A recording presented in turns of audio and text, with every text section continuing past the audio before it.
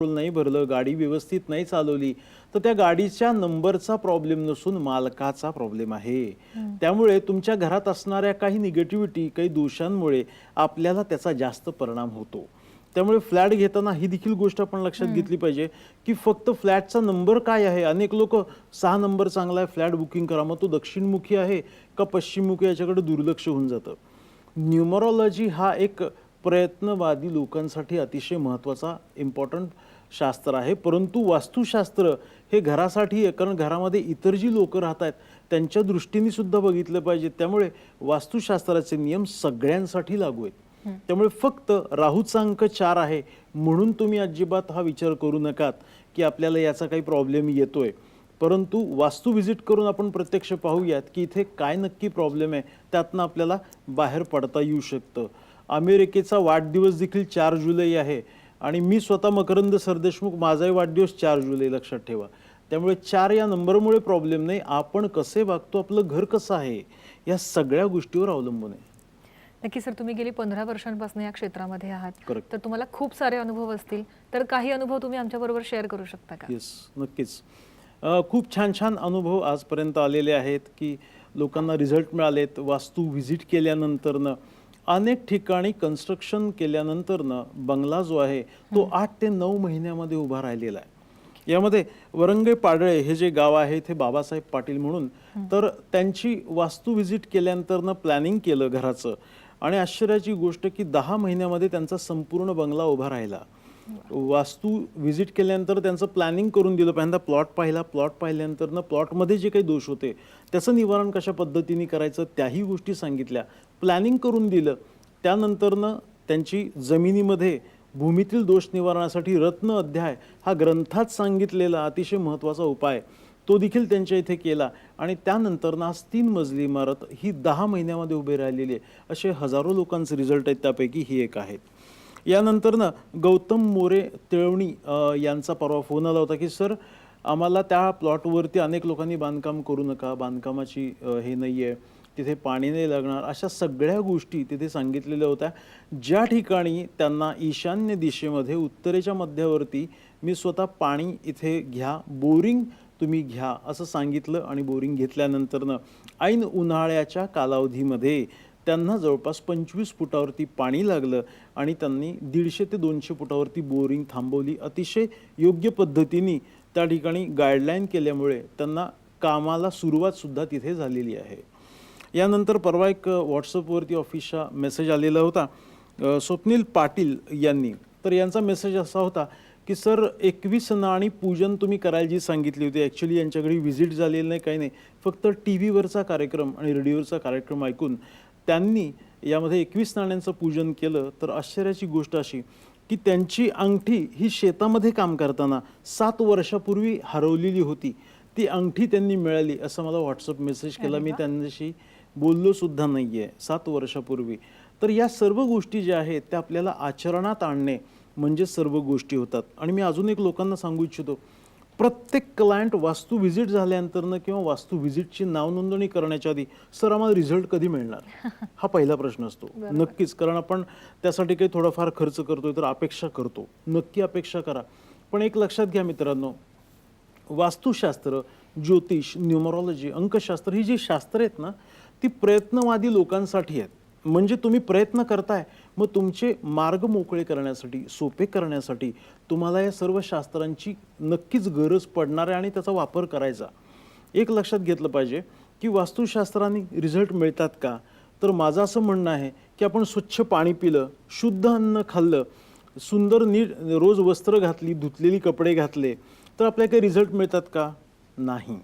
आपल्याला ही शरीराची गरज आहे, तसं वास्तुशास्त्र ही तुमच्या घराची गरज आहे. त्यामुळे तुम्ही जेव्हा ह्या सगळ्या गोष्टी ॲप्लाय करता तेव्हा रिझल्ट काय, आयुष्यामध्ये प्रगती होतच जाते. कारण वास्तुशास्त्रानुसार जेव्हा तुम्ही घर करता तेव्हा तुमचे अडथळे येणं दूर होतं, कमी अडथळे येतात. आणि असं नाही आहे की वास्तुशास्त्रानुसार घर केलं की प्रॉब्लेम आयुष्यात येतच नाही. नक्की मित्रांनो, आपल्याला सुख आणि दुःख या दोन्हीही गोष्टी देवानी दिलेल्या आहेत. ज्या माणसाला दुःख नसेल त्याला सुखाची व्हॅल्यू कळणार नाही.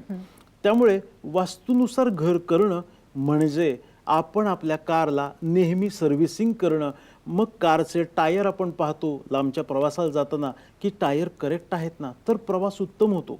मग आयुष्याचा प्रवास कशातनं करताय? तुमच्या घरातनं करताय. मग घर वास्तूनुसार केलं पाहिजे. नक्कीच. आपल्याला एक फोन येतोय मुंबईवरनं, कल्पना यांचा. कल्पनाताई, आपला प्रश्न विचारा. बोला. हॅलो, बोला. हा, नमस्कार. बोला. कल्पना नाईक. बरं, बोला. मी गोरेगाव, मुंबई गोरेगाव वरून बोलते. बोला बोला. बोला. ज्या घरी आम्ही राहतोय हा. ते घर मुलाच्या नावावर आहे, समीर जयराम नाईक. बरोबर.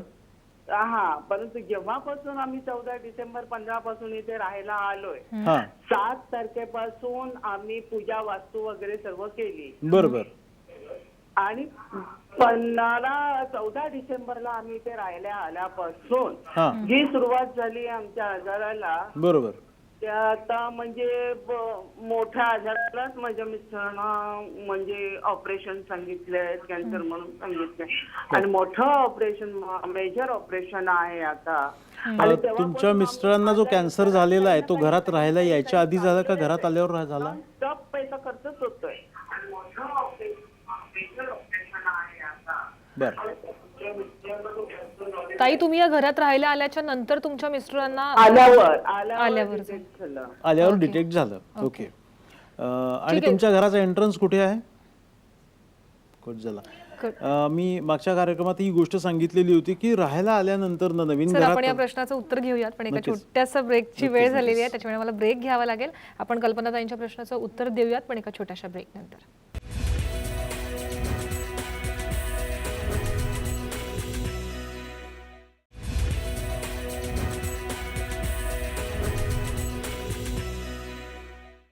महाराष्ट्र कॉलिंगमध्ये ब्रेकनंतर पुन्हा एकदा तुम्हा सगळ्यांचं स्वागत. आपल्यासोबत आहेत मकरंद सरदेशमुख आणि आपण बांधकामासाठी वास्तुशास्त्र या विषयावरती चर्चा करत आहोत. ब्रेकवर जाण्यापूर्वी आपल्याला एक फोन आला होता आणि त्यांनी विचारला होता की त्यांनी, मला वाटतं 2015 मध्ये 14 डिसेंबरला त्या शिफ्ट झाल्या आणि त्याच्यानंतर खूप आजाराचे प्रकार वाढलेत. यामध्ये आपण जेव्हा नवीन घरामध्ये राहायला जातो तेव्हा मी कार्यक्रमात मागच्या सांगितलं होतं की तुम्ही नवीन घरामध्ये राहायला गेल्यानंतर थोडीशी तयारी ठेवा, मानसिक आणि शारीरिक, की आपल्याला थोडंसं सर्दी पडसं, खोकला, आजारपण ह्या गोष्टी होऊ शकतात. कारण लक्षात घ्या, तुम्ही जेव्हा नवीन घरामध्ये राहायला जाता तेव्हा जुन्या घरामध्ये एक 5 ते 6 वर्ष, 10-15 वर्ष तुम्ही त्या घरात राहिलेलं असता. त्यामुळे त्या घराचं आणि आपल्या शरीराचं ट्युनिंग झालेलं असतं. नवीन कन्स्ट्रक्शनमध्ये गेल्यानंतर आपण फ्लॅट सिस्टीममध्ये गेलो, तो नवीन परिसर असतो. त्यानंतरनं त्या फ्लॅटमध्ये गेल्यानंतरनं तिथलं कन्स्ट्रक्शन जे असतं ते कन्स्ट्रक्शन नवीन असतं, त्याचा रंग ओला असतो, त्याचा गिलावा हा नुकताच झालेला असतो. अशा सगळ्या गोष्टीतून, कारण आपण जेव्हा एखादा नवीन फ्लॅट बघायला जातो तेव्हा तिथे पेंटचा वास येतो किंवा तिथे कन्स्ट्रक्शन केल्याचा वास येतो, तो कोणाच्या शरीराला मॅच होतो किंवा नाही, त्यामुळे सर्दी खोकला होऊ शकतो. त्यामुळे ह्या घरामध्ये गेल्यानंतर तुमच्या बॉडीचं आणि त्या घराचं ट्युनिंग होण्यासाठी कमीत कमी 6 महिन्याचा कालावधी जातो. त्यामुळे अनेक लोकांना घरामध्ये राहायला गेल्यानंतर असं होतं की घरामध्ये राहायला गेलोय आणि तिथे आजारपण सुरू झालं. आता यांचा मिस्टरांना त्या घरात गेल्यानंतर कॅन्सर डिटेक्ट झाला, म्हणजे ते घर थोडंसं चांगलं आहे असं आपण म्हणायला शकतो. कारण इतके वर्ष त्यांना जो काही त्रास होत होता त्या त्रासाचं निराकरण त्या घरामध्ये झालं. त्या घरामध्ये तुम्ही कुठे पाय करून झोपताय, घर कोणत्या दिशेला आहे, या सगळ्या गोष्टी आपल्याला पाहिल्या पाहिजेत. कारण कॅन्सर हा काल राहायला गेला आणि उद्या झाला असा कधी होत नाही. कॅन्सरची सुरुवात ही कमीत कमी 2 ते 2.5 वर्षाची मूळ या गोष्टी दिसतं. त्यामुळे त्या घरामध्ये आपण वास्तू व्हिजिट करून पाहूयात की त्या ठिकाणी काय दोष आहे. आणि कधी लक्षात ठेवा, तुम्हाला आजारपण नको असेल आणि कमी असावं तर दक्षिणेला आणि पूर्वेला पाय करून झोपू नका. मी परवा एका कन्सल्टन्सीला गेल्यानंतर एका व्यक्तीने सांगितलं की सर, माझ्या आयुष्यात सर्व प्रकारचे प्रॉब्लेम्स आहेत, लिगल मॅटर झालेत, नोकरी गेलेली आहे माझी, आजारपण आहे, मिसेस मला सोडून गेली, मुलासारखं मुलं माझ्याकडे बघत नाहीत, अशा विविध प्रकारच्या म्हणजे जे काही जवळपास प्रॉब्लेम्सचे जेवढे काही प्रकार आहेत ते सगळे त्या व्यक्तीच्या आयुष्यात चालू होते. मी घरी कन्सल्टन्सीला गेल्यानंतर पाहिलं, ही व्यक्ती 90 डिग्री असणाऱ्या दक्षिणेला पाय करून झोपत होते. म्हणजे डोकं उत्तरेला आणि दक्षिणेला पाय. दक्षिण दिशा ही शोषण करणारी आहे. तुम्ही पाय करून जर दक्षिणेला झोपत असाल तर सर्व प्रकारचं शोषण त्या दिशेकडनं होणार. कारण सूर्य हा दक्षिणेला गेल्यानंतर अतिशय तप्त होतो आणि त्या ठिकाणी असणारा अपोजिट मॅग्नेट फील्ड तुमच्या शरीरातली पॉझिटिव्हिटी, म्हणजे तुम्ही जे काही चांगलं कर्म करून आचरण करून शुद्ध अन्न खाऊन जे मिळवता ते दक्षिण दिशा शोषून घेते. म्हणून पोषण करणाऱ्या उत्तरेला पाय करून झोपलं पाहिजे, दक्षिणेला पाय करून झोपायचं नाही. ओके. हा नियम सगळ्यांनी पाळा. ओके सर, आपल्याला एक अनुभवाचा फोन घ्यायचा आहे. डॉक्टर प्रवीण पाटील कवठे महांकाळवरनं आपल्याशी बोलतात. सर, स्वागत आहे तुमचं आमच्या महाराष्ट्र कॉलिंग या कार्यक्रमामध्ये. पाटील सर, काय तुमचा अनुभव होता, प्लीज आमच्या सगळ्यांबरोबर शेअर करा. हो. हा, नमस्ते सर. नमस्कार. नमस्कार, बोला. मी पहिल्यापासून जेव्हा प्लॅन केला हॉस्पिटलचा माझ्या घराचा, तेव्हापासून जेव्हा पूर्ण जे नकाशा आहे तो वास्तुशास्त्राप्रमाणे तयार करून घेतला आणि सरांच्या सल्ल्यानुसार सगळं कन्स्ट्रक्शन केलेलं आहे आणि खूप छान कन्स्ट्रक्शन झालं आतापर्यंत. कुठलीही अडचण नाही, आता व्यवस्थित झालेलं आहे सगळं. क्या बात आहे. माऊली हॉस्पिटल तुमचं? हो, माऊली हॉस्पिटल. आणि आपलं किती दिवसामध्ये कन्स्ट्रक्शन कम्प्लीट झालं हे सुद्धा सांगा. तरी 1.5 वर्ष झालं आता. 10,000 स्क्वेअर फूटचं आहे. 10,000 स्क्वेअर फुटाचं आहे. कवठे महांकाळचं हे अतिशय महत्त्वाचे डॉक्टर्स, खूप ज्ञानी व्यक्ती आहे आणि स्वतः अभ्यासू असल्यामुळे त्यांना या सर्व गोष्टीचं छान कुतूहल होतं की मी आता कन्स्ट्रक्शन करतोय. कारण प्रत्येक व्यक्ती जसा हाल अपेष्टातनं येतो तशी ही व्यक्ती शून्यातनं वर आलेली आहे. त्यामुळे त्यांनी मला कन्सल्ट केले की सर तुम्ही जसं सांगाल तसं मी करणार आहे. मी स्वतः कवठे महांकाळला वास्तू व्हिजिट केली, प्लॉट पाहिला. सर हा प्लॉट घेऊ का? पूर्वमुखी आम्ही प्लॉट निवडला. त्यामध्ये जसं कन्स्ट्रक्शन सांगितलं तसं त्यांचं माऊली हॉस्पिटल कवठे महांकाळ इथे पूर्वीपासून एका छोट्या ठिकाणी चालू होतं, ते नवीन ठिकाणी आता सुरू झालेलं 3 मजली बिल्डिंग, अतिशय सुरेख देखणी अशी. आजूबाजूचे लोक आश्चर्य करतात की एवढ्या कमी वेळामध्ये हे कन्स्ट्रक्शन कसं काय झालं. यामध्ये जमिनीमध्ये आम्ही रत्नोध्याय नावाचा विधी केला. जमिनीसाठी पोषक मूल्य जमिनीमध्ये स्थापन केल्यामुळे भूमीतील दोष आपल्या कन्स्ट्रक्शनला लागत नाहीत. सुरुवातीला जो माणूस काम करत होता शेवटपर्यंत तीच व्यक्ती काम करत होती. हे कन्स्ट्रक्शन उभं करताना त्यांना मानसिक, शारीरिक, आर्थिक कुठलीही अडचण आली नाही आणि त्यांच्या कोणत्याही कामावरती परिणाम नाही झाला. कारण बंगला बांधण्यासाठी हे कन्स्ट्रक्शन उभं करण्यासाठी मी नियम आखून देतो. सुरुवातीपासून शेवटपर्यंत या सर्व गोष्टी अप्लाय केल्या पाहिजेत. त्या डॉक्टर साहेबांनी केल्या. तुम्ही स्वतः जाऊन बघू शकता. कवठे महांकाळा त्यांची सुंदर अशी देखणी 3 मजली इमारत संपूर्ण वास्तुशास्त्रानुसार माऊली हॉस्पिटल हे उभं आहे. नक्कीच सर, वास्तू बांधण्याआधी घर मालकासाठी काही नियम असतात का, किंवा आचरण नियम असा काही प्रकार असतो? करेक्ट. मी आता तेच याच गोष्टी सांगत होतो. अतिशय महत्त्वाचा प्रश्न विचारला. तुम्ही घर बांधायला घेतलं किंवा फ्लॅट विकत घेतला, घर बांधकामासाठी घेतल्यानंतर ना तुम्हाला काळजी घेतली पाहिजे.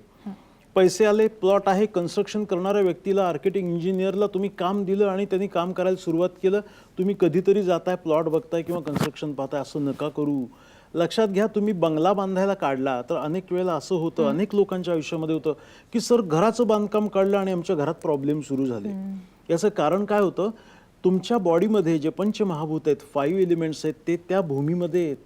तुम्ही एक घर नवीन तयार करताय म्हणजे तुम्ही नवीन अपत्याला जन्म देताय. बाळ जन्माला द्यायच्या आधी 9 महिने आईला ज्या पोटामध्ये कळा सोसावे लागतात, ते घर मालकाला घर बांधायच्या आधी या कळा सहन करावे लागतात. त्यामुळे तुम्ही एक पोटचा गोळा निर्माण करताय. वास्तू म्हणजे साधी सोपी गोष्ट नाही आहे, तुमच्या शरीराचा एक भाग आहे. 1 BHK फ्लॅट असू दे किंवा बंगला असू दे, यामध्ये तुम्हाला हा नियम पाळणं गरजेचं आहे. म्हणून गर्भसंस्कार जशा गोष्टी आहेत तसं वास्तुसंस्कार हा समजून घेतला पाहिजे आणि मग कन्स्ट्रक्शन चालू केलं पाहिजे. कन्स्ट्रक्शन करताना वास्तूच्या नियमानुसार केलं तर तुम्हाला ते जास्त लाभदायी ठरू शकतं. नक्कीच महाराष्ट्र कॉलिंगमध्ये ही चर्चा आपल्याला अशीच सुरू ठेवायची, पण एका छोट्याशा ब्रेकसाठी थांबते. तुम्ही कुठेही जाऊ नका.